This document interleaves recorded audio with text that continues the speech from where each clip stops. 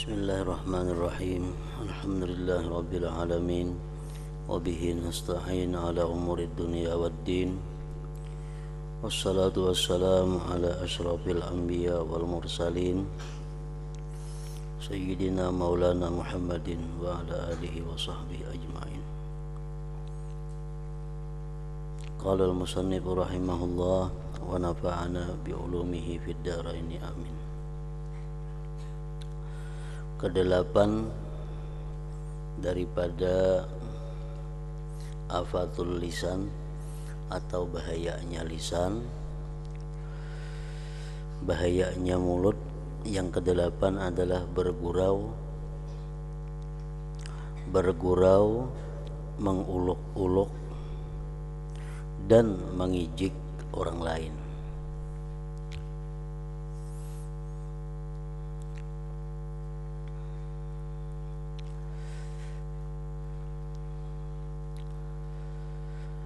Maka hendaklah engkau memelihara lidahmu daripada menguluk-uluk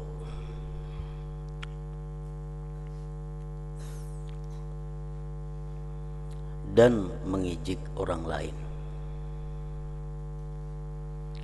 Sama ada dalam bentuk percakapan yang bersungguh-sungguh, yang serius, ataupun dalam bentuk bergurau-gurau saja,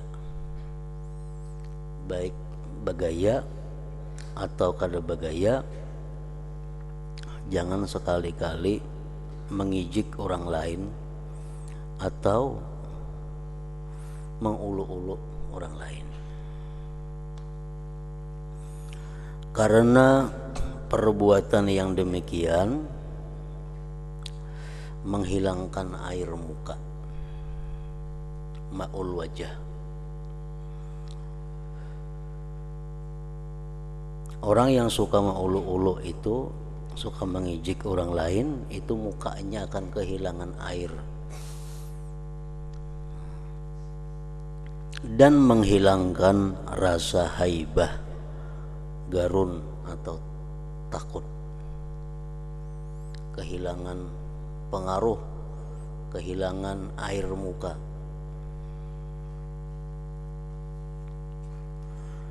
Dan terkadang membawa kepada rasa jauh hati dan menyakiti hati orang lain tentunya. Maka dari situlah bermulanya pertengkaran dan kemarahan yang akhirnya membawa kepada putusnya hubungan dan permusuhan di dalam hati. Artinya seringkali akibat basanda gurau, akibat bagaya, menguluk-uluk orang, terjadilah pertengkaran, kemarahan, pemusuhan, akhirnya saling jauh menjauh atau belakang membelakangi. Maka janganlah engkau bergurau dengan seseorang, bahkan jikalau mereka coba mengusik engkau. Artinya orang membawai bagaya, orang menggayai kita,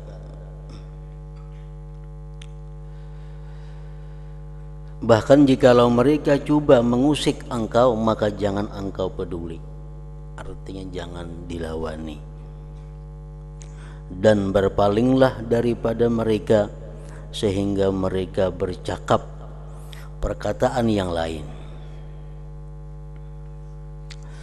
Dan hendaklah engkau menjadikan dirimu daripada golongan orang yang disebutkan Allah Ta'ala di dalam firman-Nya, wa idza marru bil lagwi marru kirama. Maksudnya ayat itu, dan apabila mereka melalui dengan perkara yang sia-sia, mereka akan lalu dengan menjaga kehormatan dirinya. Artinya kalau ada orang membawai, orang menggayai, maka dia akan bisa menjaga kehormatan dirinya. Kada melawani orang tersebut artinya. Inilah 8 perkara yang merupakan penyakit lidah yang besar-besar. Maka tidaklah ada yang dapat menolong engkau dalam menjaga lidahmu kecuali hanya uzlah, mengasingkan diri. Selama masih bakawan, selama masih bergaul, selama masih berkumpul orang banyak, maka sulit menjaga lidah daripada 8 macam penyakit-penyakit lidah itu. Maka tidaklah ada yang dapat menolong engkau dalam menjaga lidahmu kecuali hanya uzlah, mengasingkan diri dan melazimkan diam, kecuali bergaul dan bercakap sekedar keperluan saja. Dan adalah Abu Bakar As-Siddiq radhiyallahu anhu selalu meletakkan batu di dalam mulutnya supaya dapat ia menahan mulutnya daripada bercakap yang tidak perlu.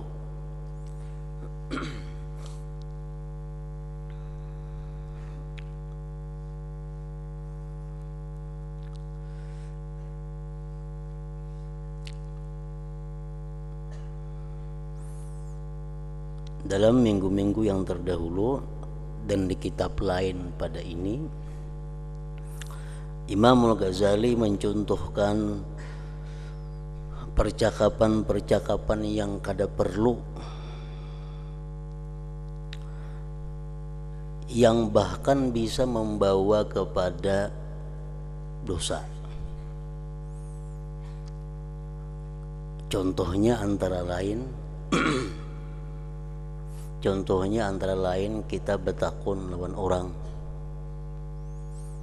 datang di mana. Itu percakapan yang ada perlu. Misal kita bertemuan 2 orang, datang di mana teh? Datang di mana? Itu percakapan yang ada perlu. Dan bisa jadi dosa. Kenapa? Bisa menyebabkan yang ditakun itu berdusta. Karena dikhawatirkan datang di mana kainya nang bila disambetnya asa ngalih, lalunya berdusta. Nah, jadi artinya kalau kita betakun lawan orang datang di mana, itu percakapan yang kada perlu. Datang di mana kau orang, kalau jadi masalah juga kalau datang di mana. Nah, lain halnya kalau guru lawan murid, datang di mana, itu kata jadi masalah. Atau orang tua lawan anak, datang di mana, kada jadi masalah. Suami lawan bininya, datang di mana igam tadi umanya, kada jadi masalah. Itu wajar. Tapi kalau umpamanya sama pada kakawanan, datang di mana tadi, itu percakapan yang kada perlu. Kalau si kawan ini jadi berdusta gara-gara menjawab kita tak umpat dosanya. Karena kita nama ulah asa gara-garanya. Atau umpamanya murid menakuni gurunya, datang di mana pian? Maginya kada perlu ditakuni, datang di mana ka guru, kada jadi masalah.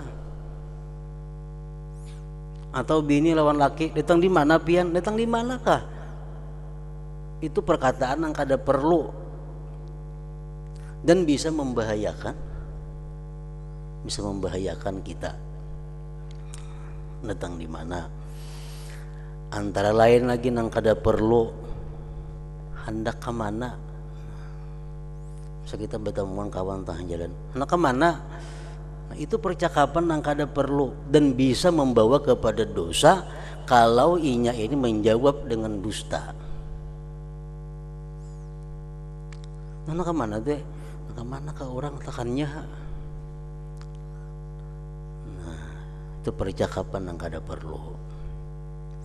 Nah, jadi menghindari percakapan-percakapan yang kada perlu tadi adalah sesuatu kemastian, sesuatu yang mesti dilakukan kalau kita ingin selamat daripada dosa. Karena dari hal-hal yang kada perlu itulah biasanya timbul perbuatan maksiat. Jadi kada perlu betakun, datang di manakah kawan, hendak ke manakah inya.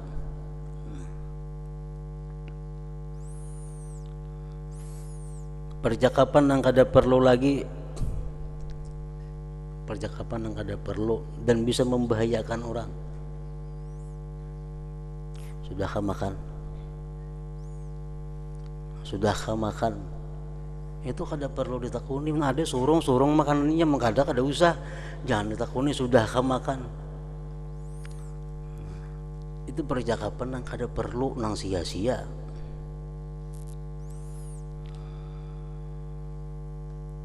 Banyak contohnya. Imam Ghazali mencontohkan perkataan-perkataan yang kada perlu, nang kayaknya kita anggap itu biasa, biasa padahal membahayakan.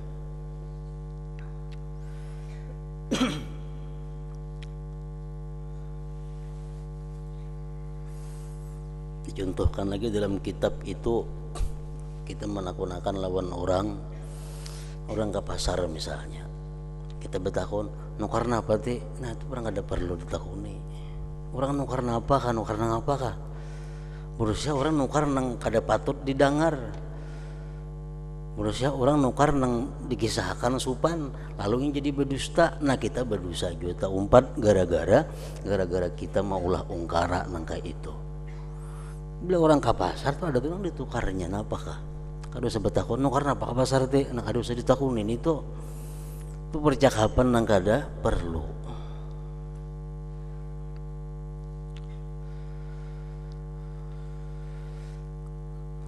Dan adalah Abu Bakar Siddiq radhiyallahu anhu selalu meletakkan batu di dalam mulutnya supaya dapat ia menahan mulutnya daripada bercakap yang tidak perlu.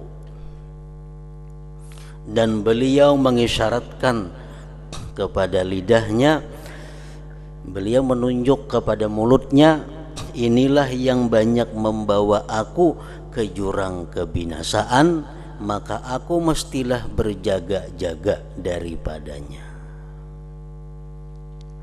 Perkataan ulama mengatakan, lisanuka asaduka, lisanuka asaduka, in atlak tahu parasaka, wa in amsak tahu harasaka. Lisan engkau itu, mulut engkau itu adalah serigala engkau. Bila engkau lepas, dia bisa menerkam engkau. Bila dia tahan, dia akan bisa menjaga engkau.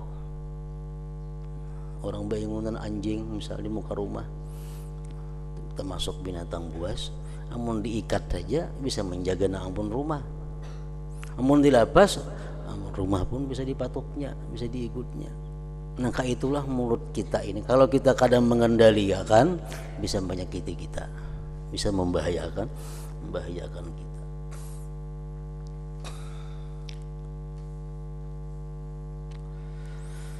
Maka jagalah lidahmu baik-baik, karena ia adalah alat yang paling berkesan dalam membinasakan engkau, baik di dunia ataupun di akhirat.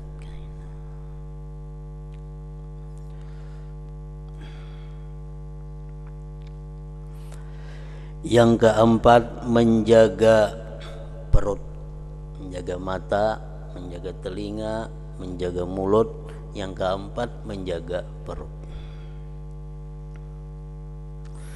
Maka hendaklah engkau pelihara perutmu daripada memakan yang haram dan yang syubhat.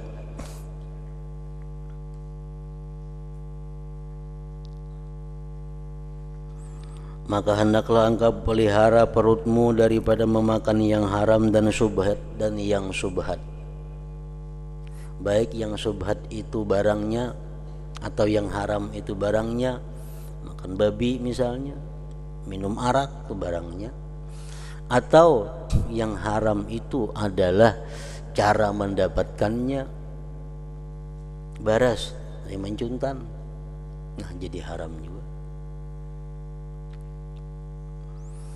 Dan yang syubhat itu wajib menjaga perut jangan sampai dimasuki oleh dua hal tadi. Yang haram itu adalah menurut sebahagian para ulama menarifkan ma yakunu bihi ilmun laka au ghalibu zannin bikaunihi manhiyan anhu bisyar'i.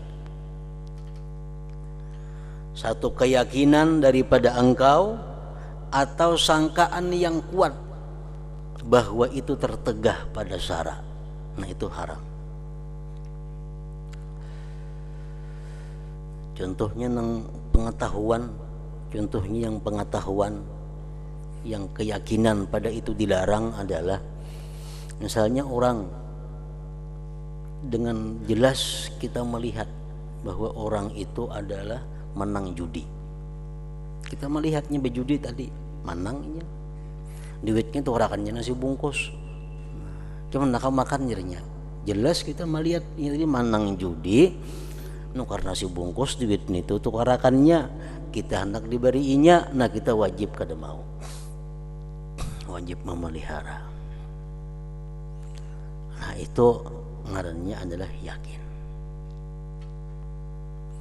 Nang subhat macam apa contohnya? Nang ghalibu zannin, sangkaan kuat. Kita melihat inya main judi menang, intinya balik ke rumah. Balik ke rumah inya mungkin apa digawe di rumah kada tahu.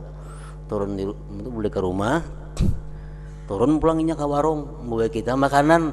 Nah ini subhat, haram juga karena sangkaan kuat kita bahwa duit nang dibawanya makanan itu adalah duit nang dapat judi tadi, walaupun itu kita kada yakin, cuma ghalibu zannin, sangkaan nang kuat. Kita melihat inya manang judi, nah kemudiannya naik ke rumah. Nah, sudah naik ke rumah, turun membawa kita makanan di warung. Nah ini sangkaan kuat kita itu adalah duit judi yang dibawanya kita makanan itu. Nah itu pun termasuk nang haram, ghalibu zannin ngarannya. Imam Ghazali mencontohkan itu lagi dengan yang sangkaan kuat haram tadi. Orang yang kita ketahui kebanyakan hartanya daripada yang haram. Nah orang ini ada punya harta, orang ini ada punya usaha, nang halal ada, nang usahanya nang haram ada, tapi kebanyakannya daripada nang haram. Usahanya itu kebanyakan daripada yang haram. Nah ini pun kita kada boleh juga bekerja sama dengan orang itu, baik urusan tukar menukar, pinjam meminjam, siwa basiwa, makan pemberiannya kada boleh, karena sangkaan kuat kita bahwa hartanya itu yang haram. Sebab umumnya hartanya didapat dari yang haram, walaupun ada yang halal cuma sedikit, nah itu termasuk haram juga. Itu wajib kita jaga perut daripada macam itu. Nah, kemudian yang kedua, jaga perut daripada syubhat. Daripada syubhat. Syubhat ini bermacam-macam ulama menerangkan pengertian syubhat.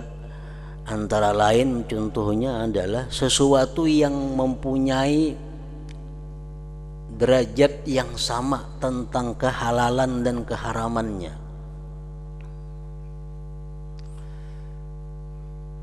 Derajat yang sama.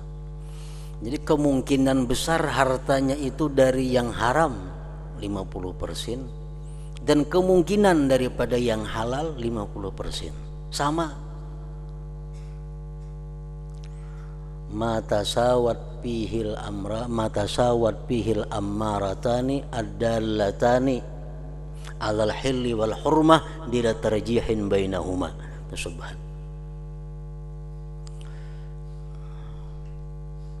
Dipadahkan halal, tidak mungkin juga haram, seimbang. Nah, contohnya lagi umpamanya orang tuh berisi harta 1.000 rupiah, 500 rupiah nang halal, 500 rupiah nang haram. Nah, sama ngarannya. Lalu orang ini hendak memberi kita makan, kita kada tahu nang mana diunjuknya duitnya lawan kita. Itu syubhat ngarannya. Nah itu pun hendaknya jangan dimasukkan juga ke dalam perut. Sebagian ulama lagi ada yang mengartikan pengertian syubhat itu makhtalafa fihi ulama ay fi hillihi wa hurmatihi, sesuatu yang khilaf ulama mengenai halal dan haramnya, itu syubhat. Nah itu hendaknya mesti kita jauhi. Ulama sebagian mazhab mengatakan itu haram, bagian mazhab mengatakan itu halal. Nah bagi kita ini syubhat itu ngarannya. Nah itu pun hendaknya dijauhi. Di dalam kitab Marakil Ubudiyah disebutkan contohnya adalah kuda. Kuda itu menurut Imam Malik haram dimakan, menurut imam kita halal. Nah jadi kuda itu ada dua mazhab. Daging kuda menurut Imam Malik haram dimakan, menurut Imam Syafi'i boleh dimakan. Lalu ini terjadi perbedaan pendapat ulama mengenai kuda. Nah jadi kita supaya jangan termakan syubhat, jangan makan daging kuda. Kenapa? Karena menurut Imam Malik kada boleh, menurut Imam Syafi'i boleh. Nah menghindari seperti itu sesuatu yang mesti juga artinya.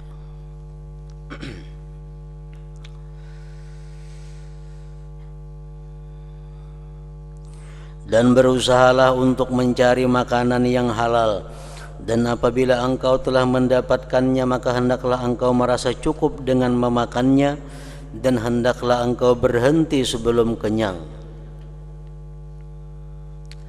karena perut yang kenyang itu mengeraskan hati.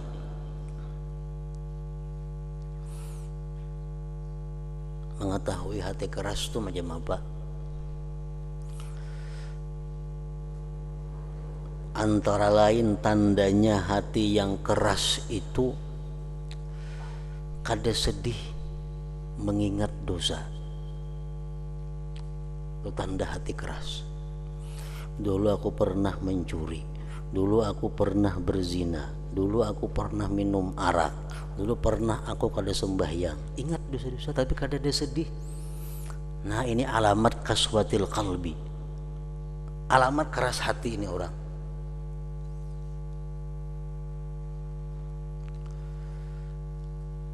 Jauh menangis, sedih aja kada. Apalagi bangga, keras banget nih tuh hatinya. Bah aku dulu kan menjuntan suah, ini suah suka berkisah. Kenapa dikisahkan suka mengisahkan maksiat? Suka dengan maksiat itu dosa kecil jadi besar.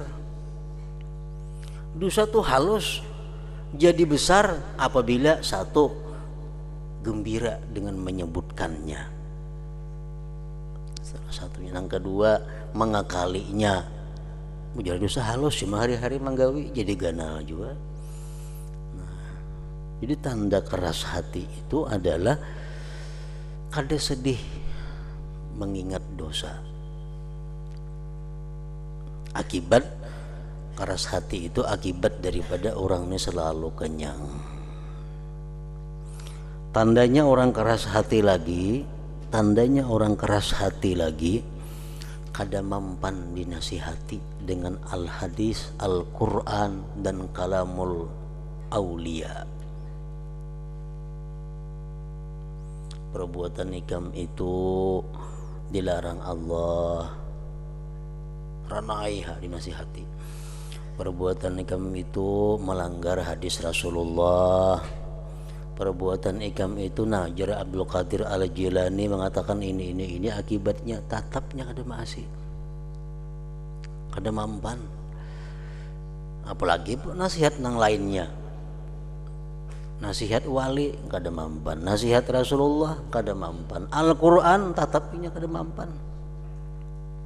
Ini tanda keras hati.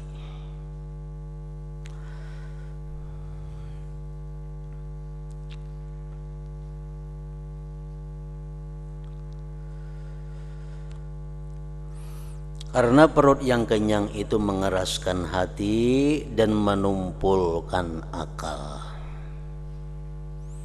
menumpulkan akal,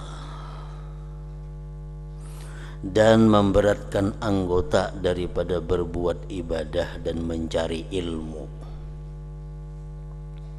Bahkan perut yang kenyang itu akan menguatkan syahwat dan membantu tentara syaitan.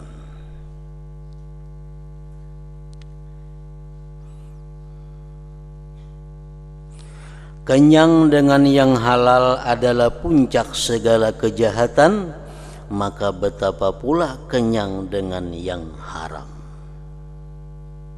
Apalagi kenyang lawan yang haram. Dalam keadaan tertentu, dalam keadaan darurat, kita boleh makan yang haram itu, tapi jangan sampai kenyang sekedar untuk menahan nyawa. Boleh. Misalnya kita berada di tempat nang kadada halal, kita berada di tempat nang kadada makanan halal. Kalau kita menjamini mati kita berada makanan yang halal. Ada makanan yang haram, itu boleh kita makan yang haram. Cuma batasnya apa? Sekedar kita jangan mati.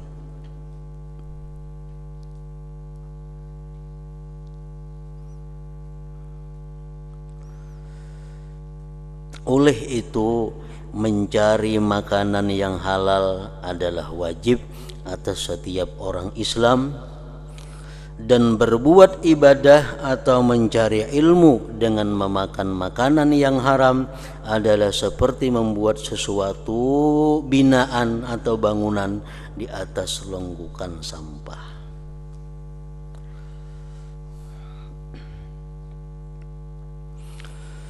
Apabila engkau merasa cukup dalam setahun dengan hanya memakai sehelai baju yang kasar, dan merasa cukup dalam sehari semalam dengan 2 potong roti daripada tepung yang kasar, dan engkau mampu meninggalkan kelezatan gulai, maka pasti makanan yang halal cukup bagimu. Artinya, sesuatu yang halal itu kada sulit didapat, kada sulit dicari kalau kita mau hidup dengan sederhana.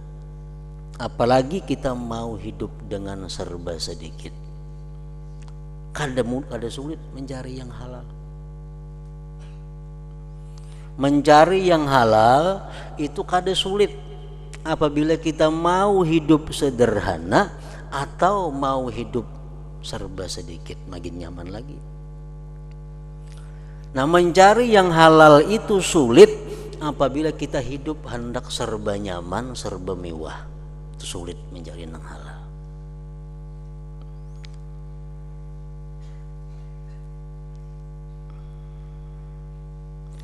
Harta yang halal itu sebenarnya banyak, dan engkau tidak dituntut memeriksa sampai kepada perkara-perkara yang kecil. Bahkan memadaklah bagimu bahwa engkau menghindari apa-apa yang telah engkau kenal pasti bahwa harta itu adalah haram, atau engkau sangka bahwa ia adalah haram dengan bukti-bukti yang nyata dan yang telah sabit pada harta tersebut.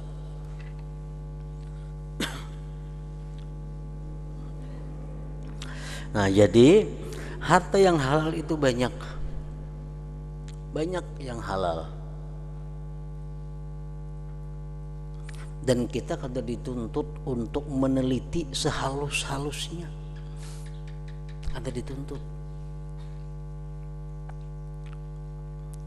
Cukup kita dengan melihat alamat-alamat, tanda-tanda yang ada pada orang yang mempunyai harta itu, atau tanda-tanda alamat yang ada di barang itu. Cukup. Misalnya ada orang ini banyak pada diri orang itu tanda-tanda ini orang jahat, orang beriman. Umpamanya orangnya awak betato, gambar halang di pipi umpamanya ada sini, babunil pulang orangnya, awak pina kekar. Ini tanda-tanda. Rambut gondrong bakuncir pulang di belakangnya. Nah lalu ini orang banyak mempunyai tanda-tanda kejahatan. Betato maksiat, bebunil maksiat, bagalang orangnya, rambut mudil pada orang. Nah jadi ini orang sudah menunjukkan alamat-alamat kezaliman. Biasa orang jadi perampok tuh macam ini, biasa orang jadi pembunuh tuh macam ini orangnya. Nah banyak tanda-tanda seperti itu. Nah bila kita berhadapan dengan orang seperti itu, jangan hendak berurusan lawan inya dalam urusan muamalah. Berjual beli jangan, makan makanannya jangan, karena orang ini banyak tanda-tanda menunjukkan kepada ketidakdirisan dalam harta yang dimilikinya. Kada perlu kita meneliti yang halus-halus.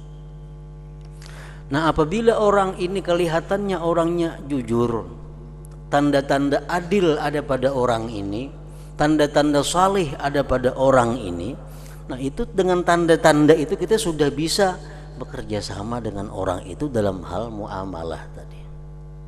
Makan makanannya, menyewa ampunnya, menukari barangnya, menjual inya, karena jadi masalah karena pada diri orang itu terlihat dengan jelas tanda-tanda keadilan atau kesalihan. Walaupun sebenarnya orang ini jahat juga, karena jadi masalah. Kita sudah ada dituntut lagi. Karena kita disuruh meneliti, melihat alamat-alamat itu. Misalnya orang nang pina kekar tadi, nang bebunil-bunil tadi, nya ulihan behuma duitnya. Nah, orang nang pina saleh, pina adil ini orangnya perampok, cuma di kampung lain nya merampok. Itu kan jadi suatu Allah Ta'ala urusannya, urusan hakikat batinnya. Nang jelas hukum agama fikih menjelaskan bahwa bila orang-orang seperti ini alamat-alamat kezaliman pada dirinya itu ada, kita disuruh menjauh. Bila orang ini ada alamat-alamat saleh, alamat-alamat adil, kita boleh berhubungan dengan inya. Nah kada sulit itu.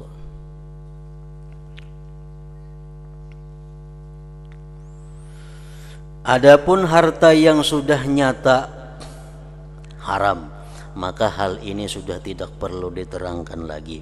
Dan harta yang disangkakan haramnya dengan beberapa tanda, maka ialah seumpama harta raja-raja yang zalim dan pegawai-pegawainya. Nah, ini orang ini dikenal, orang ini jadi pegawai, pekerjaan lain setahu kita kadada, warisan kadada, abahnya orang miskin Jawa Bari. Nah, kita tahu jelas inya ini pegawai, gaji paling-paling sebulan 2 juta, anak 4. Nah, tapi orang ini luar biasa kayanya, bisa motor ada, duit pina banyak. Kita setahu kita orang ini gaji cuma 2 juta, belanja itu belanja ini. Nah, tanda-tanda kezaliman ada pada diri orang itu. Orang ini barangkali korupsi, karena gaji nang itu paling-paling berapa ada sebulan inya. Nah tanda-tanda itu menunjukkan bahwa kita kada boleh bekerja sama dengan orang itu.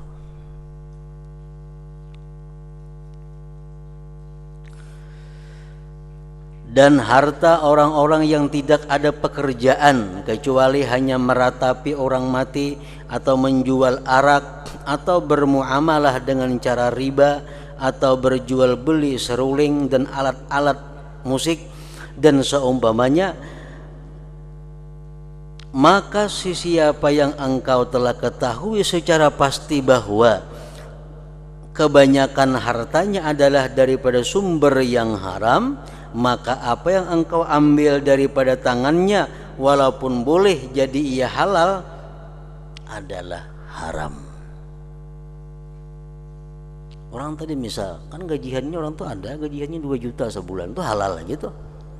Tapi penghasilan kejahatan itu lebih daripada 2 juta sebulan. Bisa 4-5 juta hasil dari kejahatannya itu. Gaji murninya 2 juta aja.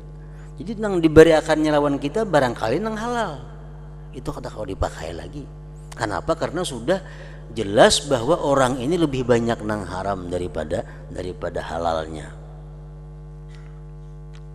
Karena itulah yang ghalib pada zan, sangkaan.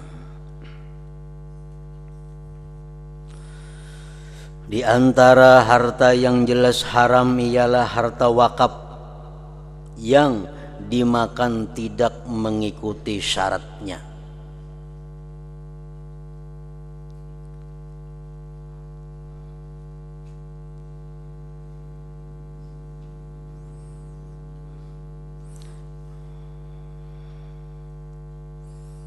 Seperti orang yang tidak bersungguh-sungguh mengaji, maka haram ia mengambil harta atau makanan yang diwakafkan khusus kepada penuntut yang ada di dalam sebuah madrasah. Misalnya di sini ada pohon, jampunya kuwakafakan untuk santri, diwakafkan untuk santri. Jadi buahnya itu ambil santri, nang mana santri boleh, nang mana kada santri kada boleh. Nah jadi orang-orang nang kada bujur-bujur santri kada boleh makan itu. Misalnya orangnya sudah melanggar peraturan nang jakanya ketahuan diampihi sudah orang, nah itu kada boleh makan itu. Karena itu untuk orang yang santri. Kada boleh. Misalnya orang ada materi nasi bungkus nang saking santri 100 bungkus. Jangan seorang rancak melanggar peraturan nang jakanya ketahuan sudah diampihi, hanya haram makan itu. Karena ini kada santri lagi sebenarnya. Nah kada boleh. Asrama itu wakaf untuk santri. Orang nang kada santri haram diam di situ. Haram karena wakaf untuk santri. Nah, contohnya di sini tadi, orang yang tidak bersungguh-sungguh mengaji, maka haram yang mengambil harta atau makanan yang diwakafkan khusus kepada penuntut yang ada di dalam sebuah madrasah. Ini bangunan diwakafkan untuk santri, guring di situ disilahkan santri. Sedangkan seorangnya sebenarnya kada santri, cuma zahirnya aja santri, nah kada boleh itu menggunakan fasilitas itu. Karena wakaf itu seperti syarat wakaf itu seperti hukum Allah. Syarat seperti hukum Allah. Dan siapa yang mengerjakan maksiat maka akan ditolak segala persaksiannya, syahadahnya. Dan begitu pula haram mengambil harta atas nama tasawuf bagi orang yang bukan ahli tasawuf daripada wakaf yang khusus untuk mereka. Misalnya di sini ada diulahkan perumahan, penginapan untuk orang-orang yang belajar tasawuf. Nah, sedangkan ini kada belajar tasawuf, nah kada kau mempergunakan fasilitas itu kada boleh. Itu termasuk yang diharamkan dalam agama. Syaratul wakif itu ka hukmillah. Syarat oleh orang yang berwakaf itu sama dengan hukum Allah. Sama dengan hukum Allah. Dan telah kami sebutkan keterangan yang luas tentang harta syubhat, halal dan haram di dalam kitab karangan Sidin, artinya Ihya Ulumiddin. Maka hendaklah engkau merujuk ke sana karena mengetahui cara mencari harta yang halal ini adalah wajib. Dan mencari harta yang halal itu adalah wajib, seperti wajibnya engkau sembahyang 5 waktu. Belajar cara berdagang yang halal kayak apa, itu hukumnya wajib. Sama wajibnya sembahyang 5 waktu, sama wajibnya puasa Ramadan, sama-sama pada wajib. Yang kelima, menjaga kemaluan. Maka hendaklah engkau menjaga kemaluanmu daripada apa-apa yang diharamkan oleh Allah Ta'ala. Dan hendaklah engkau jadikan dirimu seperti golongan yang disifatkan oleh Allah Ta'ala di dalam firman-Nya, walladzina hum li furujihim hafizun illa ala azwajihim aw ma malakat aymanuhum fa innahum ghairu malumin. Maksudnya, dan mereka yang selalu menjaga kemaluan mereka kecuali terhadap istri-istri mereka atau apa-apa yang mereka miliki daripada hamba jariyah, maka mereka tidak tercela. Orang yang kau menjaga makanan haram masuk ke parutnya, orang yang kau menjaga makanan subhat masuk ke parutnya, dia akan secara otomatis bisa menjaga kemaluannya daripada melakukan yang diharamkan oleh Allah. Nah, orang yang kada mampu menjaga perutnya daripada masuk haram subhat, dia akan sulit menjaga kemaluannya daripada yang diharamkan Allah. Dan engkau tidak dapat menjaga kemaluanmu kecuali apabila engkau menjaga matamu daripada melihat yang haram, dan juga menjaga hatimu supaya ia jangan berpikir yang bukan-bukan, dan menjaga perut daripada makanan yang syubhat atau berlebihan dalam memakan yang halal. Karena semuanya itu adalah penggerak bagi syahwat dan merupakan puncak bermulanya syahwatnya itu. Nah, yang keenam, menjaga dua tangan.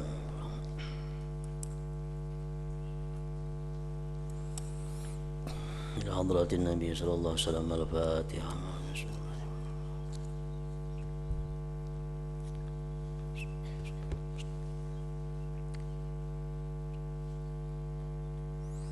Bismillahirrahmanirrahim. Alhamdulillah rabbil alamin, wa salli wa sallim ala sayyidina Muhammad wa alihi wa sahbihi ajma'in.